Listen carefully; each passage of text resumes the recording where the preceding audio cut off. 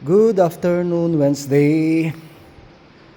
Alright, meron po tayong ministry this afternoon sa Mapurok para po sa DBBS graduation, and at the same time yung opportunity natin to have our worship and prayer night.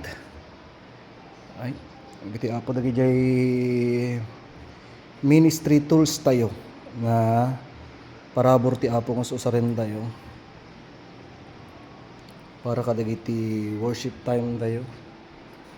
Yung drums tayo dijay, meron tayong mixer here, yung toolbox natin nagagamitin sa mga mixer para sa gitara, sa keyboard, extension wire, very importante. Extension wire tayo. Lagi para ti active speaker tayo. Tayo sa apon ti power amp. Ta naka-active speaker tayo met. Titanium audio nga 1600 watts with stand. Tapos ti mic tayo nem. Dua nga Kevlar wireless, iMix nga wireless. Then for emergency, adati duwa nga kuha tayo.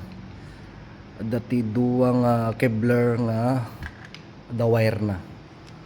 Keyboard. Of course, yung pag-video natin, mic, CP stand, Roland XP30 stand, and damat light tayon para iti lawag kakabsat kaputarabi iliyay. So kaduan da kami nga mapan nag-set up tatta dijay barangay Mapurok. Dayta apo.